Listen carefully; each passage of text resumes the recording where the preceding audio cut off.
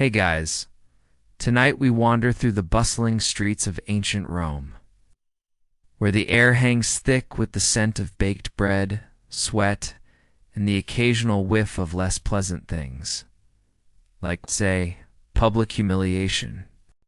You trudge alongside a crowd gathering in the Forum, watching a poor soul forced to endure a punishment so socially crushing that you probably wouldn't survive it yourself without running away or hiding under the nearest toga. In Rome, justice isn't just about law, it's about spectacle, shame, and social control, all rolled into one awkward, often bizarre public display. So, before you get comfortable, take a moment to like the video and subscribe, but only if you genuinely enjoy what I do here. Drop your location and local time in the comments. It's always fun to know who's wide awake with me or already nodding off. One common penalty was the nota, or public mark of disgrace, like being branded with a symbol or tattoo that broadcasted your crime to everyone you met afterward. Thieves, for example, might have their hands chopped off and be paraded around the city, making them walking warnings. The idea wasn't just punishment, but to embed the fear of crime into the public consciousness, endures the accused, shame turning inward like a stone sinking in a dark pond. The psychological impact of these punishments was immense, arguably more punishing than physical pain. Remember that psychological edge. When we meet the Vestal Virgins, soon talk about punishment wrapped in scandal and superstition. You better think twice before reaching for that purse when you see what happens next. Imagine showing up at a market or a bathhouse with an ugly, permanent label on your forehead. Social life probably over.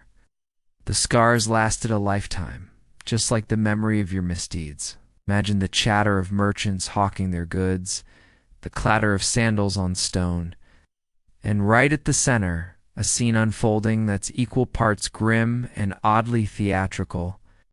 Public humiliation was a cornerstone of Roman punishment, a way to punish the body, sure, but also to punish the very soul by stripping away dignity in front of your peers. Picture a thief forced to wear sackcloth and a sign proclaiming, "I am a liar." As they wandered the streets, modern-day scarlet letters that crushed pride as efficiently as any whipping, the Romans understood the power of shame better than most, using it like a blunt instrument. Now, dim the lights, maybe turn on a fan for that soft background hum, and let's ease into tonight's journey together. And how much was about maintaining the fragile social order of a vast, diverse empire? Was the spectacle a necessary tool or a form of cruelty that bred resentment beneath the surface? It was like the original reality TV, minus the cameras, but with plenty of heckling. The public was both judge and jury, and the laughter or scorn echoed the official sentence. Instead of a quiet court-martial, the offender was tied to a post and beaten to death by his comrades. Not exactly a spa day, and the public aspect reinforced a terrifying message. Failing the group wasn't just personal failure, it was a betrayal to Rome itself. Historians still argue whether the fustuarium was as widespread as some sources suggest, or more of a scare tactic used selectively. You find yourself standing in the middle of the Forum, the heart of Rome's public life. Take, for example, the fustuarium, a form of military punishment reserved for soldiers guilty of desertion or cowardice. Outside the army, civilians faced their own brutal social punishments. But humiliation wasn't always about marks and bruises. Sometimes it was about exposure literally. And then there's the ever-popular publica turpitudo, or public disgrace, which could involve forcing someone to wear ridiculous clothing or even a sign detailing their crime. You can almost feel the hot Roman sun beating down on these scenes, the crowd's mixed gasps. And speaking of unusual punishments here, a quirky tidbit. Some Romans used a type of pillory called the cavea, a cage-like structure where offenders were locked up and mocked by passers-by. But these punishments also raise an intriguing question scholars debate. How much of this public shaming was truly about justice? The answers remain hazy, much like the dust rising from the crowded streets where you stand. Watching another chapter in Rome's strange, sometimes cruel, story of punishment unfold. You shift your weight and find yourself stepping into the shadowed world of the Vestal Virgins, those mysterious women sworn to a lifetime of chastity and sacred duty. Oh. The air here feels different, thick with incense and whispers of both reverence and fear. These priestesses guarded Rome's eternal flame, a symbol of the city's survival. But if one of them faltered, the consequences were so bizarre and severe, you might think you'd wandered onto a stage set for a dark ritual rather than a justice system. Now imagine being a Vestal Virgin, young, chosen, and sworn to 30 years of chastity, with Rome's fate seemingly resting on your purity. The penalty for breaking this vow? Burial alive.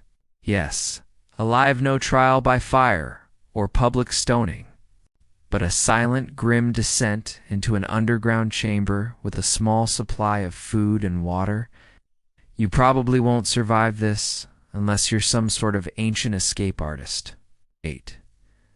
The Romans believed this was the only way to punish such a sacred breach without spilling the sacred blood of a Vestal after all.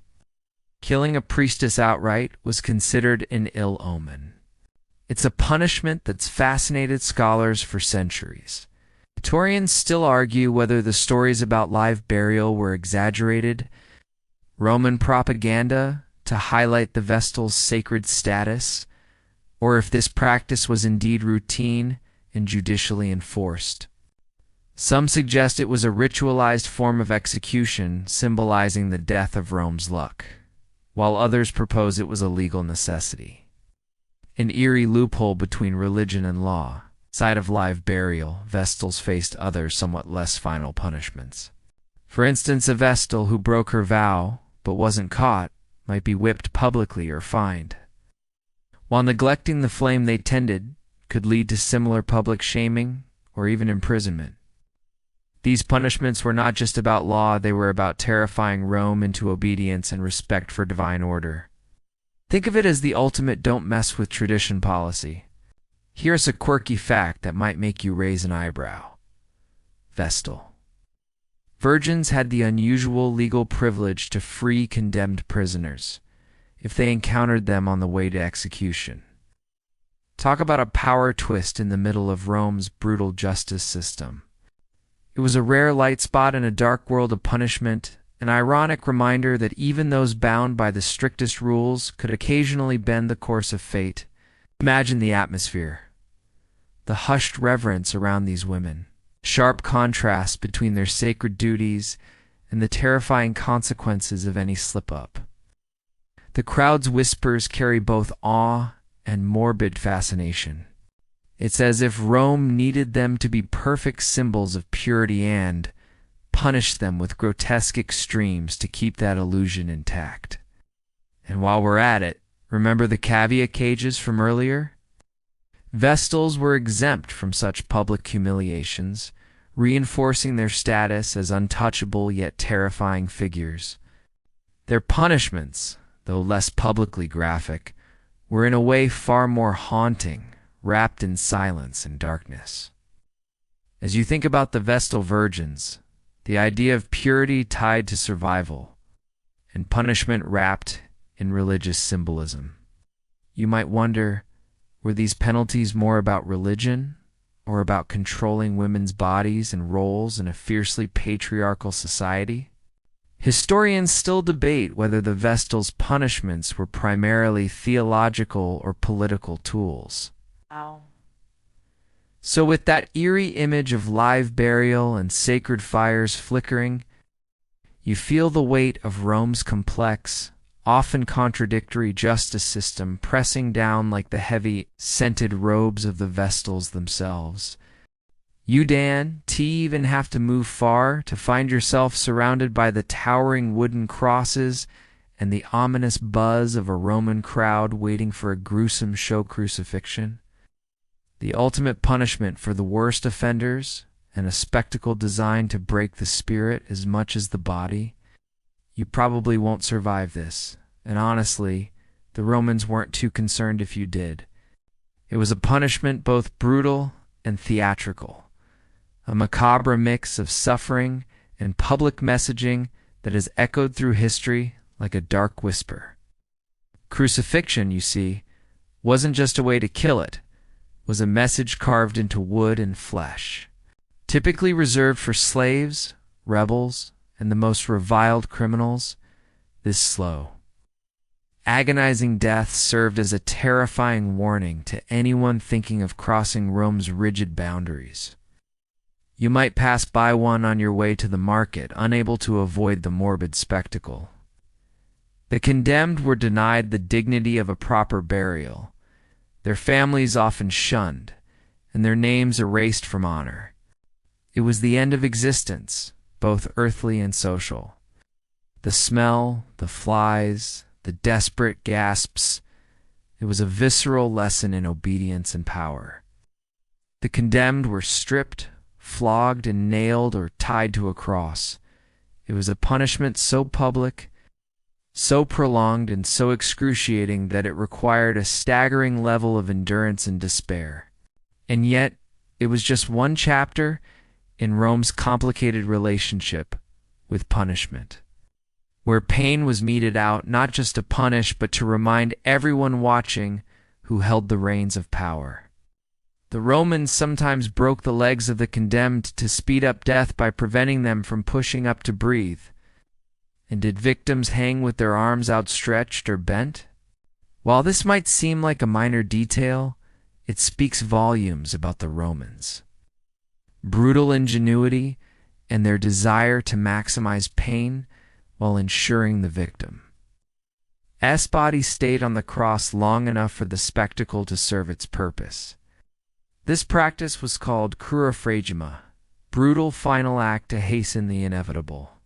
Imagine the grim efficiency of such a method. It's like the worst traffic jam you'll ever be stuck in, but with agony instead of honking. Left to die over hours or even days under the hot sun, the crowd was part of the process. Spectators jeered. Some offered water mixed with vinegar, while others just watched you waste away in public humiliation. The most famous crucifixion is, of course, that of Jesus of Nazareth, which has given this punishment a deeply spiritual and symbolic legacy far beyond Roman times. But historically, crucifixion was a common Roman tool of repression. Historians still argue whether crucifixion originated from earlier cultures like the Persians or Carthaginians, or if Rome developed its own gruesome variation. Here's a quirky, slightly offbeat detail. Some crucifixions weren't just about death. They were designed to prolong suffering as long as possible. Crucifixion was also about the location. The Romans often nailed offenders along roadsides or outside city walls, so the bodies hung as constant reminders. And the punishment wasn't only physical. Crucifixion was the ultimate social death. One of the stranger scholarly debates around crucifixion concerns the exact method and position of the nails. Were they through the palms or the wrists? Thinking about crucifixion, you might feel a grim kind of respect for those condemned. So as you step back from the crosses, smelling the dust and vinegar, and hearing the low murmur of the crowd, you carry with you the memory of Rome's most infamous punishment, harsh, haunting emblem of justice turned spectacle. The Roman army could be an unforgiving place where discipline was everything, and when it failed, the consequences were as terrifying as they were extreme. You find yourself amidst a gritty camp, the smell of burning wood mingling with sweat. The word literally means removal of a tenth, and that's exactly what it entailed. The disgraced unit was divided into groups of 10, Each group drew lots, and the unlucky soldier chosen was executed usually by his own comrades, often by beating or stabbing. Imagine the mix of terror and resentment as you watch your fellow soldier dragged down, the knife raised by the hands that were supposed to protect you, and leather as you overhear soldiers whispering about decimation, a punishment so harsh it sounds more like ancient horror than military discipline. But its origins lie in this violent and emotionally wrenching Roman practice. Being picked by lot meant you could be perfectly innocent of cowardice and still lose your life. This randomness is part of why scholars debate whether decimation was used more symbolically than literally. You can almost hear the whispers of fear it inspired among legions as they drilled under the scorching sun, with punishment meted out not just to individuals but to entire groups to enforce loyalty through fear. And the scapegoats are brutally punished to remind you all that Rome's army was not to be trifled with. It was as much psychological warfare within the ranks as it was physical. Historians still argue whether decimation was a regularly applied punishment or a rare sporadic measure reserved for the most desperate situations. Some sources suggest it was more myth than routine, a terrifying story passed down to instill fear rather than a frequently practiced discipline. Probably won't survive this if you were unlucky enough to be caught in the dragnet. In some instances, the losers were sent on dangerous missions, like storming a heavily fortified position first, effectively a death sentence disguised as a second chance. It's a brutal exercise in group punishments. Sacrifice a few to save the many, or so the logic went. Talk about being caught between a rock and a hard place. Decimation was used when units displayed cowardice, mutiny, or insubordination. This punishment was designed as the ultimate group deterrentive. You mess up, everyone suffers. Here's an eyebrow-raising fact. Decimation didn't always result in death. The collective nature of decimation meant morale was hammered hard. Soldiers had to police each other, since the chosen executioner was often one of their own. The punishment's name has survived into modern language, now meaning any severe reduction by a tenth. And it wasn't just the punishment's severity that was frightening, but its randomness. As you walk away from the campfire, the shadow of decimation lingers, an ominous reminder of just how tightly Rome gripped its military discipline. Now you find yourself near a murky pond, just outside the city, a place that seems oddly out of step with the usual Roman bustle. Here, punishment takes on a watery, bizarre twist that might make you wonder if you've stumbled into some forgotten myth rather than a serious justice system. The fishpool torture, a rare and strange punishment, involved dunking offenders into pools filled with aquatic animals, from frogs to sometimes even fish. Some suggest it was more of a public humiliation with a splash of pain, while others think it might have been a precursor to more violent punishments, or even a weird form of early probation. You probably won't survive this without a hefty dose of luck and perhaps a quick swim lesson. Imagine being dunked repeatedly while a crowd jeers from the banks, some tossing in rotten vegetables just to make the scene more theatrical. It was part punishment, part entertainment, which seems to be a recurring theme in Roman justice. Some argue that dunking offenders was a way to control disease or contamination, especially when certain crimes were linked to moral or physical uncleanness. This odd chapter reminds you that punishment isn't always about blood and chains. Sometimes it's about the discomfort of vulnerability and the spectacle of control. Others believe it was mostly about power display and social control. This aquatic punishment was usually reserved for minor offenses, or sometimes used symbolically to cleanse the offender of their impurity. Except, of course, the Romans weren't filming it for laughs. They were reinforcing social norms through watery humiliation. The water was cold and murky, and the idea of being tossed into a pool with creatures that could nip or scratch was unteased, exactly relaxing. There's evidence that the Romans believed water could purify the body and soul, so this punishment had a curious dual nature, both torture and ritual cleansing. Kind of like a bizarre aquarium you wouldn't want to be part of. Historians still argue whether this practice was widespread or mostly anecdotal, preserved in obscure writings or oral traditions rather than formal legal codes. An odd little detail you might enjoy. Some pools were stocked with harmless fish, making the punishment more psychological than physical, a sort of look how vulnerable you are moment rather than a true threat. The fish pool punishment also connects with the Roman love for public spectacle. If you think about it, there's a strange modern parallel here. Think of those viral social media. It's pranks or embarrassing challenges where people get dunked in ice water. And here's a juicy scholarly debate. Did this punishment originate from practical concerns about hygiene, or was it purely symbolic?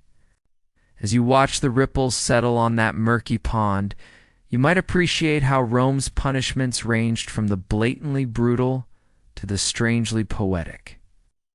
Water is both life-giver and tormentor. The roar of the crowd surrounds you as you find yourself right at the edge of the arena, the sand beneath your feet stained with sweat, dust, and something darker fear.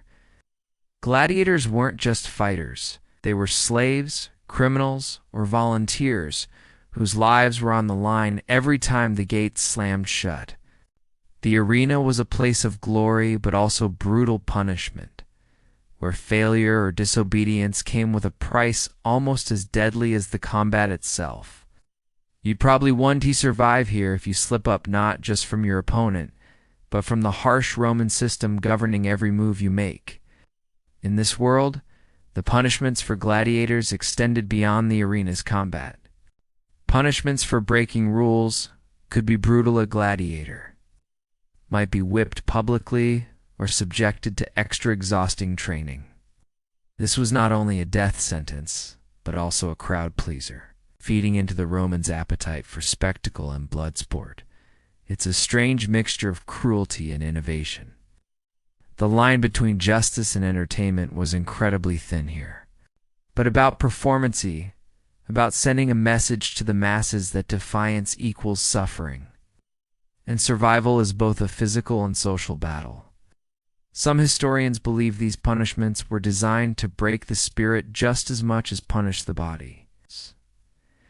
Maintaining a tight grip on these often unwilling performers, refusing to fight, deserting your post, or even showing cowardice could lead to harsh penalties like flogging, shackling, or even execution.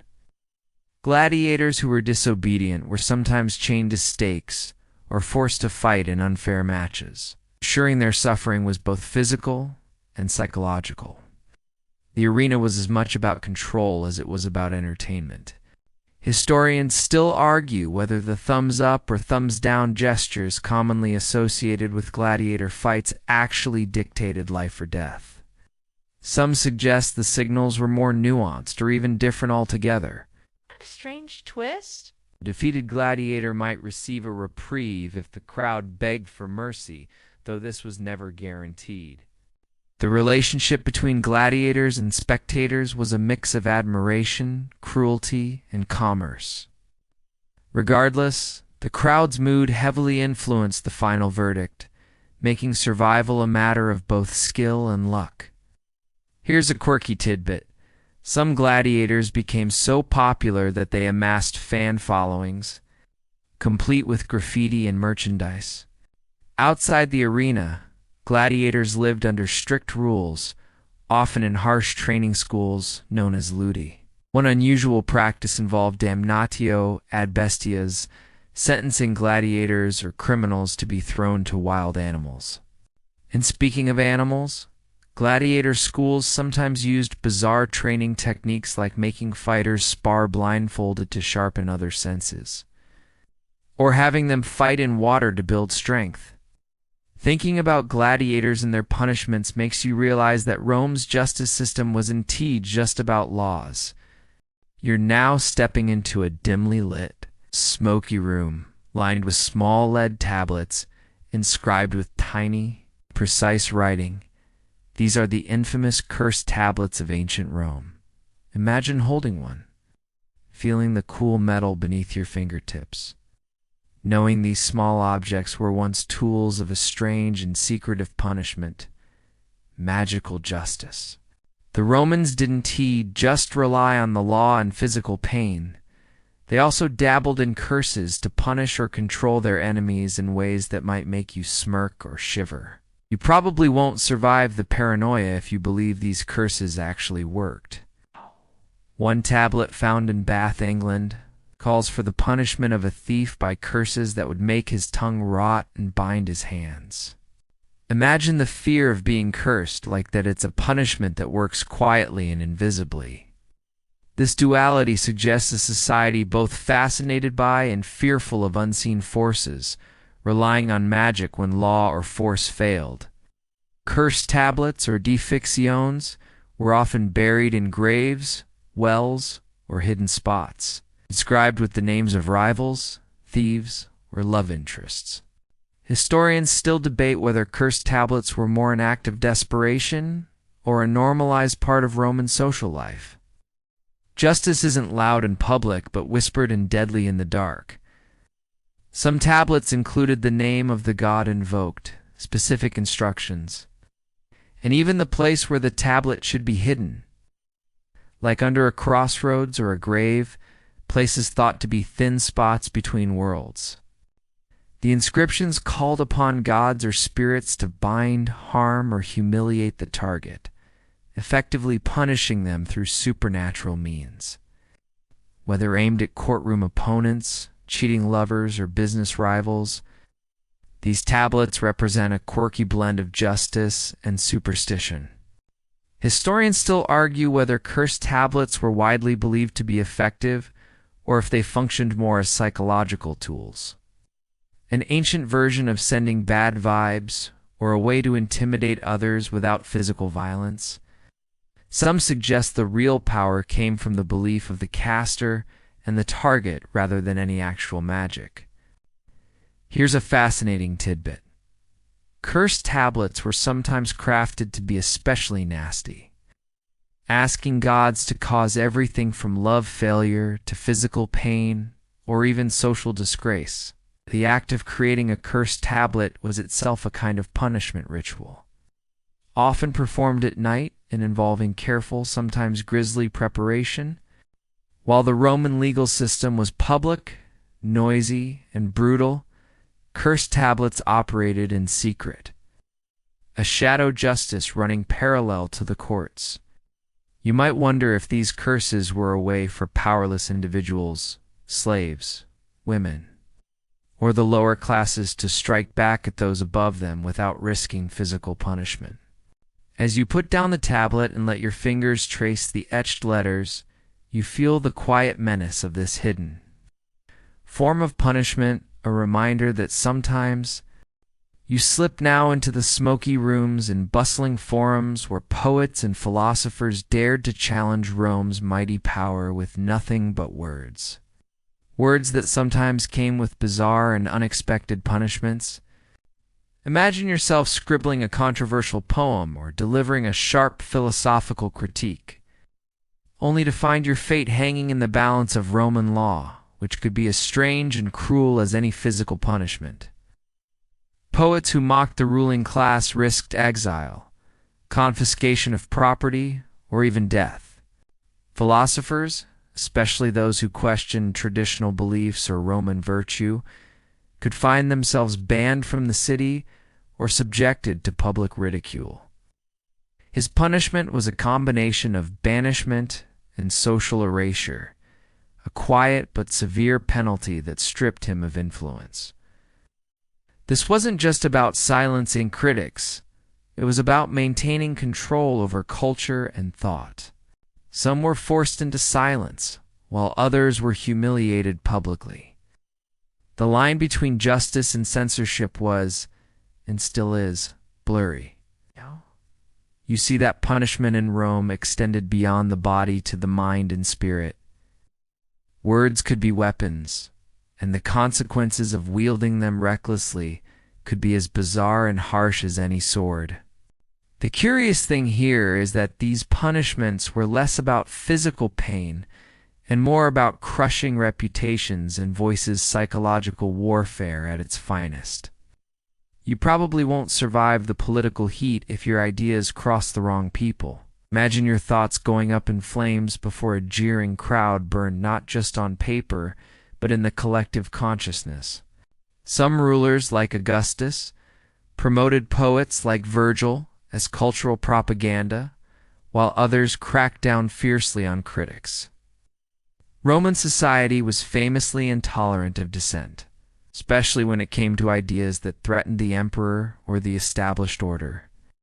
Historians still argue whether the Roman state's suppression of intellectual dissent was consistent or more sporadic, often dependent on the temperament of the emperor or local officials. One quirky example involves the poet Ovid, who was famously exiled to a remote Black Sea town Nassibli for his art of love poem, but possibly because he offended Augustus personally. Philosophers weren't exempt. The Stoics, who emphasized virtue and questioned imperial authority, sometimes faced imprisonment or exile. It's a fun yet strange fact. Some critics were punished by having their works burned publicly, a symbolic destruction meant to erase their ideas from memory. This battle between ideas and authority raises a compelling debate. Among scholars, were these punishments genuinely about protecting state security, or were they tools of personal vendettas and political power plays? So, as you imagine the flickering torches and whispered critiques in Roman taverns and libraries, you're now on a surprisingly quiet Roman street, away from the roar of the forum and the spectacle of the arena, where something even stranger is unfolding. Animals being punished for crimes. Yes, animals. You might think that's some sort of odd joke or a theatrical metaphor, but in ancient Rome, animals were sometimes held legally responsible for their actions. The pig was dressed in a toga and led to execution, emphasizing the Romans' peculiar blend of legalism and ritual. The punishment of animals was believed to prevent further misfortune, a kind of spiritual housekeeping. You probably won't survive the sheer absurdity of this if you try to imagine the courts where a pig might stand trial for trespassing. Charged with ruining crops, there is a surreal humor here, but also a sincere belief in justice that transcended species. You get a glimpse of Rome's complex and often bizarre approach to justice, world where even creatures without reason were held accountable in the eyes of society. Roman law, known as lex, extended to animals in curious ways. There are documented cases where animals, pigs, dogs, even insects were brought before magistrates and tried for damaging property or harming humans. Some scholars suggest they were theatrical events designed to reinforce human dominance over nature and the chaotic. If found guilty, these creatures could be subjected to fines, executions, or banishment, often carried out in rituals resembling human punishments. The idea was to maintain order and assign blame, even when the culprit couldn't understand human law. Historians still argue whether these trials were serious judicial proceedings or more symbolic acts performed to satisfy superstitions and appease offended parties. The answer might lie somewhere in between. A quirky example involves a pig that was tried and executed for attacking a child, an incident so famous that it was recorded in legal texts. These animal trials weren't just isolated oddities. They reflected Roman concerns about ritual purity, divine order, and social harmony. Imagine a courtroom with a farmer accusing his neighbor's dog of trespass or a swarm of locusts. This practice invites a fascinating scholarly debate. Were animal trials a serious part of Roman law, or a form of social theater aimed at reinforcing human authority and superstition? As you watch the tiny trials unfold in your mind, complete with solemn magistrates and bewildered animals, now you find yourself in the shadowy corners of Rome's great villas and bustling marketplaces, where slaves lived under rules as harsh as any punishment handed down in court. The life of a Roman slave was a constant tightrope walk between servitude and survival. And punishments were as extreme and peculiar as the empire itself. You'll probably want to survive the brutality if you were unlucky enough to be caught on the wrong side of your master's wrath. Roman law treated slaves as property, but also with a set of rules designed to control and discipline them. Punishments ranged from whipping and branding to more unusual penalties like being forced to wear humiliating signs declaring their crimes. Still, the evidence paints a picture of a system designed to crush resistance and maintain control through fear. Refusing meant harsher penalties, so the arena was often a last, desperate hope for survival or freedom. A slave who escaped or rebelled faced the harshest penalties, including crucifixion or sale to brutal owners. The line was often blurred, but the system ensured slaves rarely stepped out of line. Some slaves were even subjected to being sewn into sacks with snakes or dogs and then thrown into the river. A grim reminder that in Rome, slaves had no legal protection against extreme punishment. Historians still argue how often such extreme punishments were actually carried out, as some reports might be exaggerated by moralists or later historians to paint slavery in a worse light. One quirky and rather terrifying detail: slaves could be forced to fight as gladiators against their will. Punishment and spectacle rolled into one. Interestingly, some slaves had legal rights to complain about overly cruel masters, though these rights were limited and rarely enforced. Another strange punishment involved forcing slaves to perform humiliating public tasks, such as acting as clowns or jesters during parties, an insult to injury by turning punishment into entertainment. As you imagine the oppressive atmosphere where slaves lived, always under the threat of sudden punishment, you understand how fear was as much a tool of control as physical force. This brings us to a fascinating debate among scholars.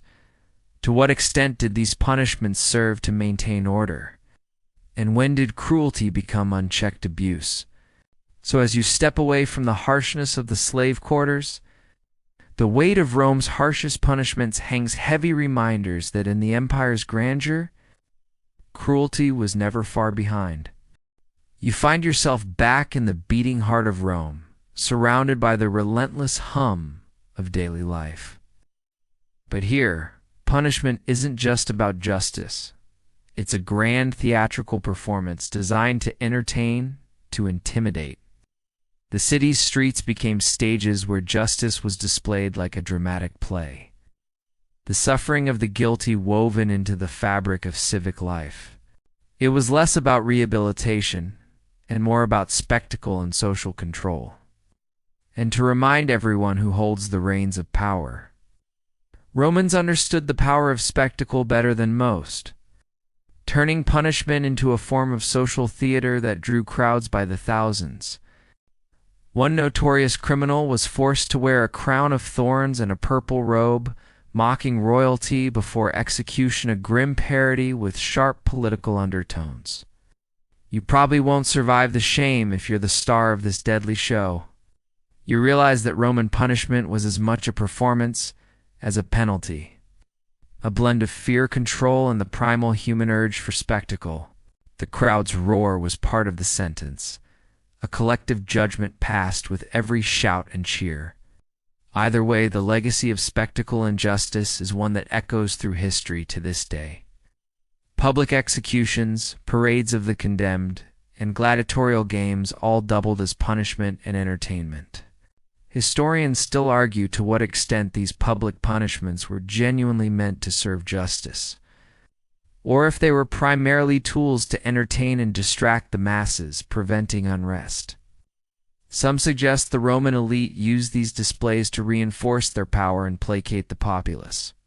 A quirky example involves the use of elaborate costumes and props during executions, turning criminals into characters in a macabre drama. The Colosseum itself was a grand stage not only for gladiators, but for executions involving wild animals, theatrical reenactments of mythological scenes, and mass punishments.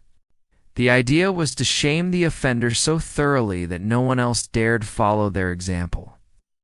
Public punishment also extended to branding and physical mutilation carried out in the open, with judges and executioners ensuring the crowd witnessed each act, but the spectacle wasn't always brutal.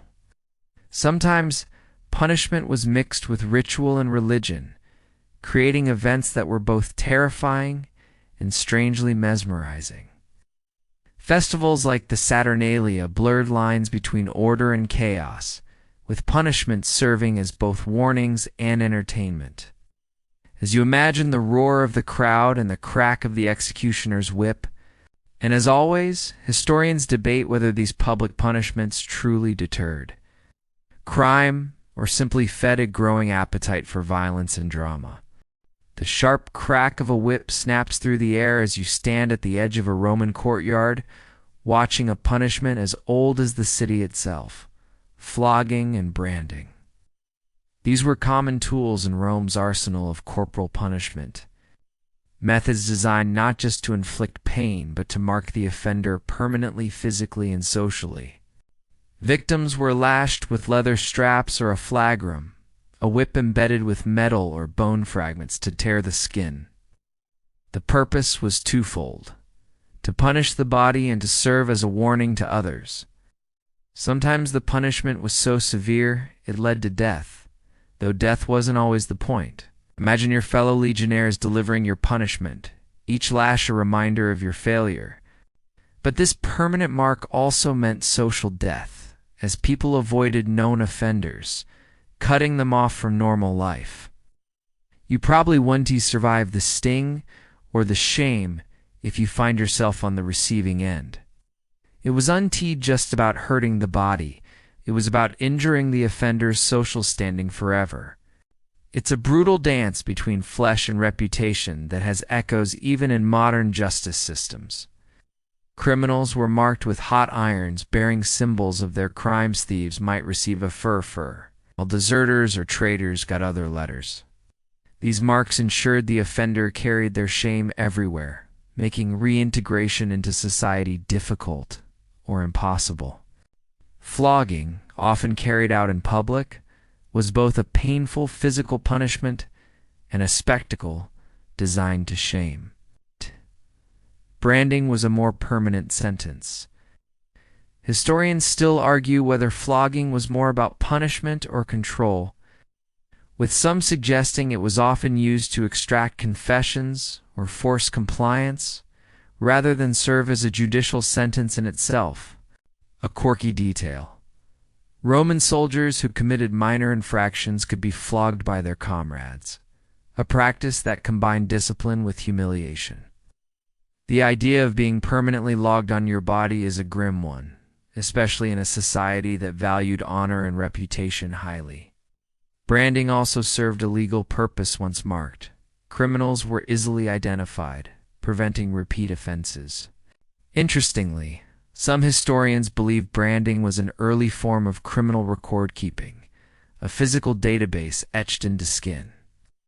The brutal efficiency of flogging and branding captures a key Roman philosophy. Punishment should be swift, public, and lasting.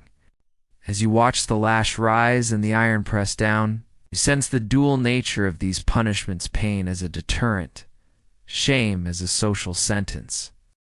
You find yourself wandering through the narrow, twisting alleys of a Roman city at night, where the faint flicker of torchlight reveals a much darker form of justice, one that blends the practical with the cruelly inventive.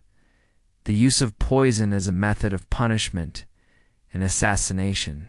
In Rome, poison wasn't just the weapon of shadowy enemies. It was sometimes a state tool, subtle and deadly.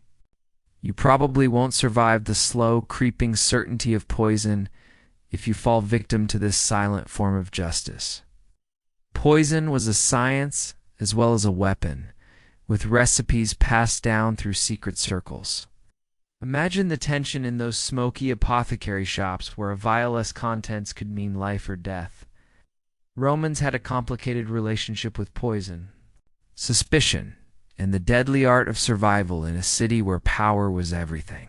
The blurred lines between justice, assassination, and entertainment made poison a fascinating but frightening element of Roman life. While outright murder by poison was feared and condemned, the elites sometimes used it as a quiet means to eliminate rivals or enforce punishment without public spectacle. The truth is likely somewhere in between, with poison serving as both an actual tool and a powerful symbol of covert power struggles. The infamous Empress Livia is rumored to have used poison to secure her son's position, illustrating how punishment could be deeply political and hidden beneath velvet gloves. Historians still argue whether poisonings were rampant conspiracies or exaggerated rumors fueled by political propaganda and scandal. Was it about discretion or cruelty? Both, probably. A quirky tidbit. The Romans developed antidotes and had specialists called pharmacopoeia, who mixed concoctions to both heal and harm. Interestingly, poison was also used in more public ways, like in gladiatorial games where a poisoned blade could be slipped to a favored fighter, turning combat into a secret death sentence. Use of poison brings up a scholarly debate about whether it was a method to avoid public shame and invisible punishment fitting for elites or simply another brutal tool in Rome's arsenal. As you imagine the slow spread of toxin through the veins, the quiet betrayal hidden behind smiles, you see a different kind of Roman punishment, one wrapped in secrecy. You're now standing on the edge of the Roman countryside, where justice took on an unexpectedly strange form: exile to remote and desolate islands. Banishment was a punishment both practical and psychological, removing offenders from society without the messy spectacle of public execution. You probably won't survive the loneliness and isolation that came with being cast out into these harsh, unforgiving lands. Some exiles were carefully chosen political enemies, while others were guilty of more mundane crimes, but punished harshly to make examples. His letters from exile reveal the deep despair and alienation felt by those cast away, giving us a personal glimpse into this lonely punishment. Exile in Rome wasn't just about physical distance, it was a social death sentence. Offenders lost property, status, and community, often condemned to places like the barren island of Giaros or the windswept shores of Pontia. Some were even forced to send messages begging for mercy that might never come. But a removal from life itself, a punishment that lingers long after the offender is gone. These islands were as much prisons as places of banishment, with harsh living conditions that tested the spirit far more than the body. It was a slow, grinding punishment that wore down the soul rather than the flesh. Historians still argue how frequently exile was used as a formal punishment versus being a political tool wielded at the emperor's whim. A fascinating tidbit involves the poet Ovid again, who famously suffered exile on Tomis, a distant and bleak town on the Black Sea. Cut off from Roman culture and life, exile also had layers of cruelty beyond isolation. Offenders were often stripped of citizenship and barred from returning under threat of death, permanently severing ties with home. Islands themselves varied. Some were rocky wastelands. Others had small communities of exiles who formed their own strange societies, blending punishment with reluctant survival. There is a scholarly debate about whether exile was a merciful alternative to execution or just a more insidious form of social control? Was it punishment or escape from the public eye? The answer might depend on whose story you hear. As you watch the waves lap against the lonely shores, you feel the cold weight of exile, not just a removal from Rome. Now you wander through the bustling Roman marketplaces and quiet domestic spaces where even seemingly small offenses could trigger strange and creative punishments designed more to embarrass than to injure. In Rome, justice wasn't always about harsh physical penalties. Sometimes it was about humiliation, social shame, and the weird ways the empire maintained order through public embarrassment. You've probably won survived the public eye if you've recaught in these less obvious but no less potent punishments. Take, for example, the punishment for those caught cheating in trade. A vendor might be forced to wear a sign detailing their crime and parade through the market. An ancient version of today's scarlet letter. This public shaming was meant to ruin their reputation and dissuade others from cheating. The line between punishment and performance was often blurred, reminding everyone that justice could be both serious and theatrical. But it's clear that humiliation was a powerful weapon in Rome's justice toolkit. And as Rome's sun sets on this strange world of punishments, you carry with you the knowledge that justice, in any era, is never just about power, control, and sometimes the strangest forms of cruelty. Similarly, actors or politicians who lied or performed poorly could be mocked openly, with crowds heckling them or throwing rotten fruit. This social punishment worked by attacking the offender's dignity rather than their body. Historians still argue whether these social punishments were as effective as physical ones. Some believe public humiliation was a key tool for controlling behavior in a society where reputation was everything, while others argue it was more supplementary punishment for minor offenses. Here's a quirky tidbit. Roman law sometimes mandated that those who committed certain crimes, like false witness or fraud, had to wear bright, ridiculous clothing or masks during public appearances. This, of course, raises modern questions about gender and justice. Imagine being the town's clown, not by choice, but as a legal sentence. Public shaming also extended to women in some cases, who could be forced to wear distinctive clothing or marked in ways that set them apart, further enforcing social norms through visual cues. The Romans even used mock trials and symbolic punishments during festivals, blending entertainment with social lessons. Scholars debate how widespread these punishments were, and whether they disproportionately targeted certain social groups. As you watch a disgraced vendor shuffle through the noisy marketplace, you see that sometimes the sharpest punishment is the one that hits where it hurts most: the pride. Now, slow the pace as you relax, feeling the weight of the day's stories settle into a soft haze around you. The echoes of ancient Rome's bizarre punishments fade into quiet night sounds: the rustling of leaves, distant footsteps on cobblestones, a soft breeze carrying the faint scent of olive trees. You are safe, far from the glare of public shame and the harsh crack of the whip. Let the strange justice of another time dissolve gently in your mind, replaced by the calm rhythm of your own steady breath. Soon, you drift comfortably into sleep, wrapped in the quiet understanding that, despite the cruelty of the past, the present holds its own peace. Good night. End of script. Sweet dreams.